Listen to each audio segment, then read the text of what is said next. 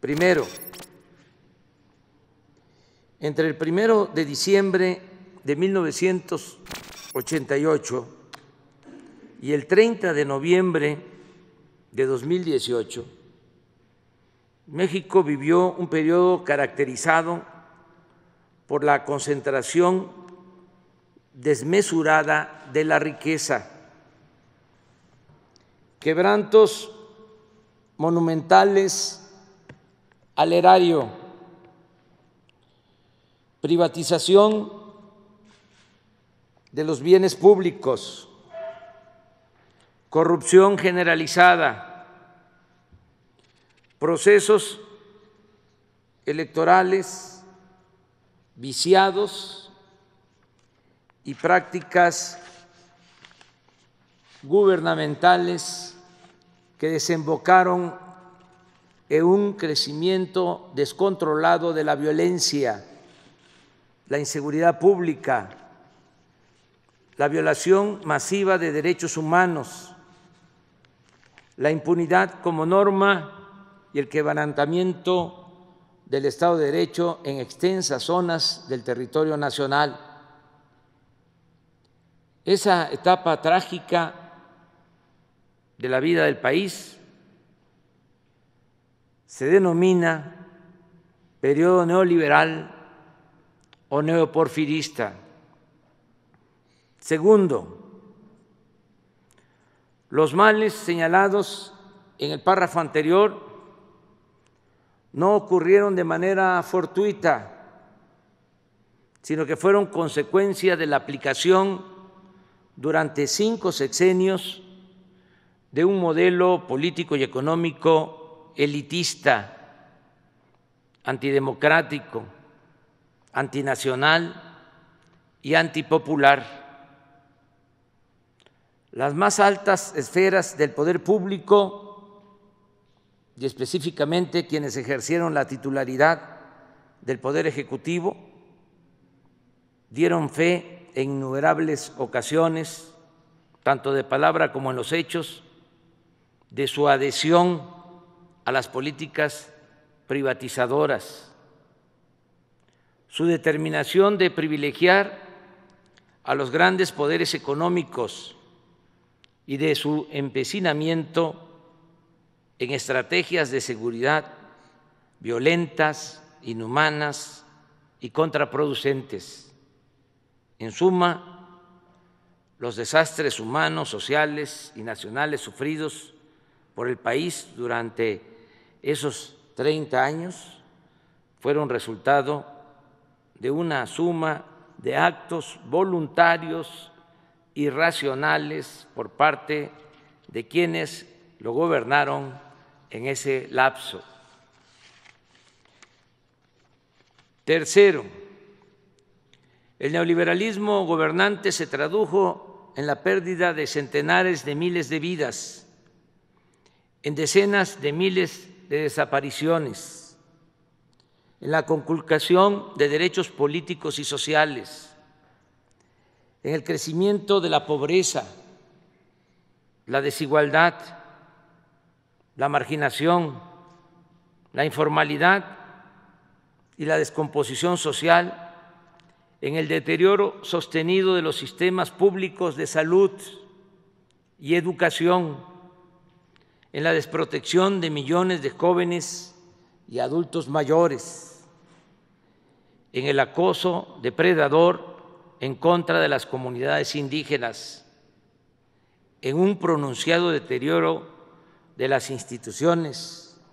en la pérdida de soberanía y en la devastación de las industrias petrolera y eléctrica, entre otras consecuencias graves. Cuarto, la desigualdad en México se profundizó precisamente durante el periodo neoliberal o neoporfirista. Según cifras del Banco Mundial y de la Organización para la Cooperación y el Desarrollo Económico, OCDE, fue en el sexenio de Carlos Salinas de Gortari cuando crecieron más en nuestro país las diferencias económicas y sociales entre ricos y pobres, y no es casual que al mismo tiempo se entregó a particulares nacionales o extranjeros una cantidad sin precedentes de bienes públicos. Un dato: en julio de 1988, cuando Salinas fue impuesto mediante un fraude electoral, en la lista de la revista Forbes, en la cual figuran las personas más ricas del mundo, solo aparecía una familia mexicana, la de los Garza Sada, con 2,000 millones de dólares.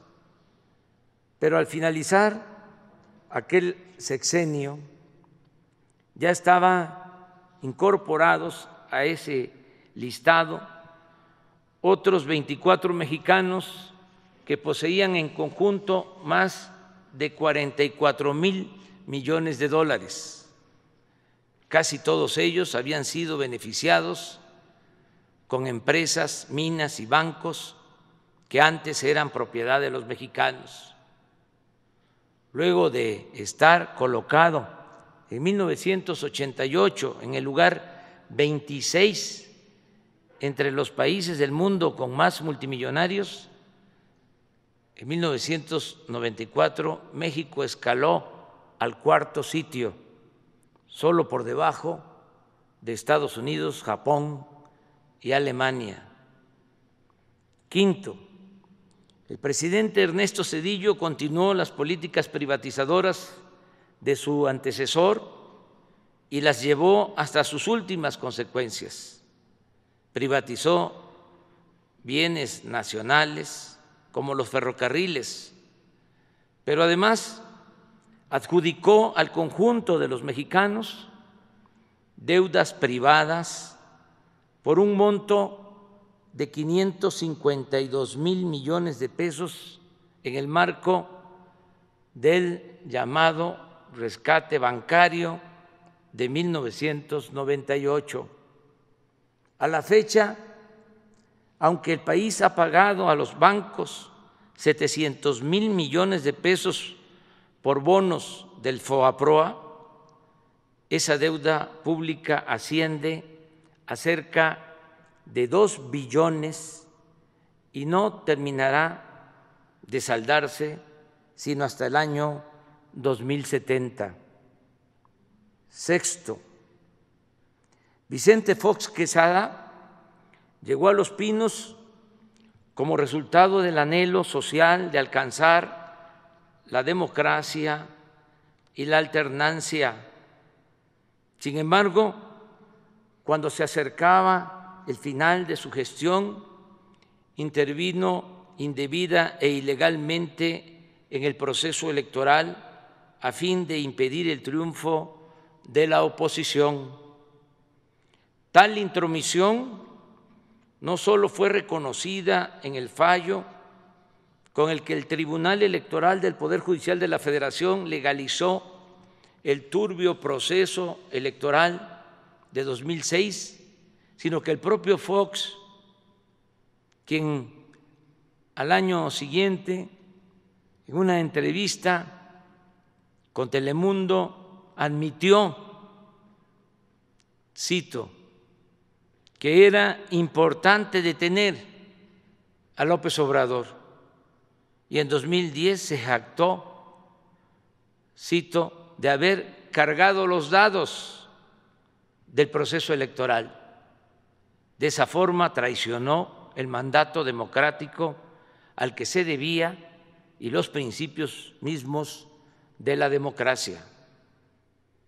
Séptimo,